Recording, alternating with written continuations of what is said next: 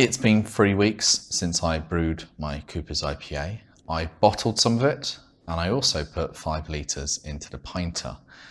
I'm going to test now and see which one tastes better, but also comparing in how they look and how they may differ in that taste as well.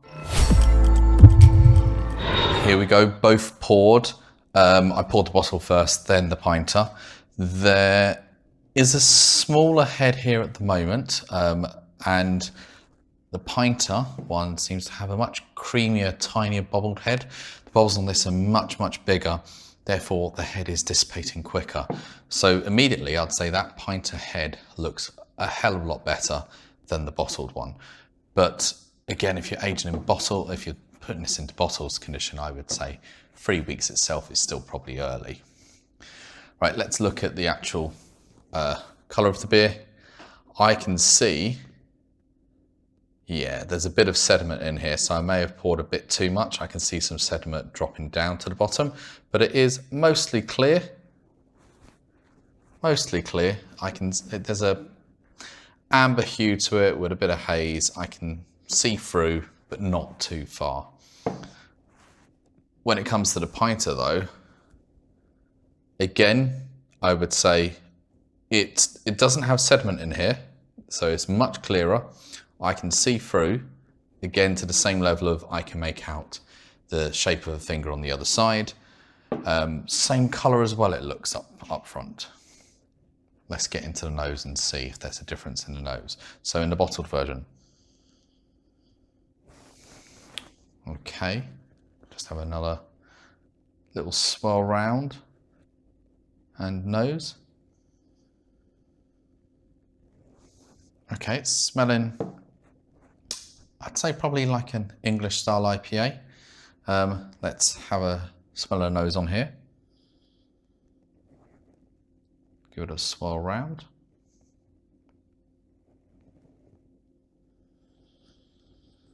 Oh, okay, so this is smelling more maltier. This smells more malty, whereas this seems to have developed perhaps more of the IPA flavours that I would be expecting. Right, I can tell there's a lot of carbonation in this, as when I swirl this around, the carbonation and the head builds up again on it, and there's carbonation rising quite quickly. Whereas in the Pinter here, it definitely looks more like a real ale that's been poured. There is carbonation in there, but it's low level carbonation. I've probably filled this up too high to do the swirling test, but there is a head that you can gently build up again when swirling. But that definitely looks like more a real ale pint from a cask, whereas this is obviously more carbonated looking, like something you'd get from a bottle or a keg even at that stage. Right, I'm going to go in for the taste first on this one. Let's go for a taste.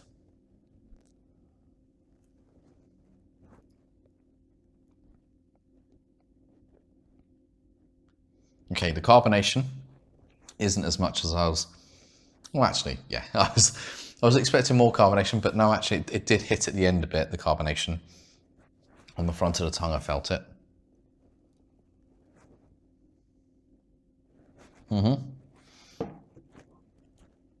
That's a lot of carbonation.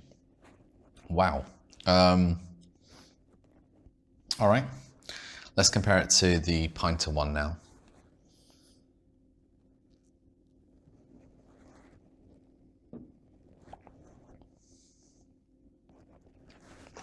Much gentle carbonation.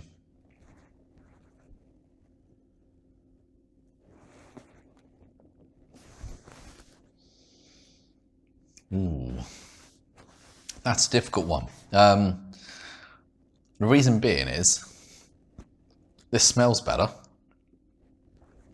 but it is too carbonated. Once again, I've overdone it probably on the carbonation, but then give this a few more weeks and it probably may settle down a bit more. There's a lot of carbonation definitely rising on it.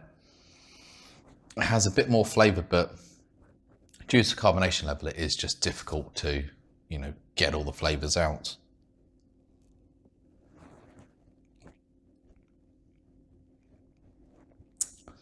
I think it smells better, and if you lead with your nose, then you'll choose that. But visually, surprisingly for me, the Pinter one visually looks better, both with the head that's on top compared to the tiny bubbles that are here, the actual lacing that you get with the glass. If I turn that, you'll see it actually, the head sticks to the edge of the glass, whereas if I do that on this, the head runs down very, very quickly because they're just tiny bubbles, and then it makes the head disappear. So the lacing's better, the beer is clearer, but I did probably pour a bit in there. Pardon me, that's the gas from that one. And flavour-wise, it smells malty.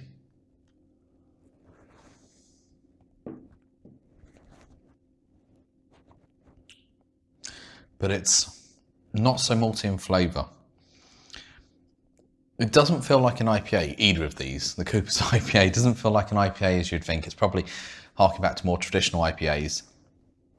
And I think the Pinter version wins hands down, which I'm surprised about.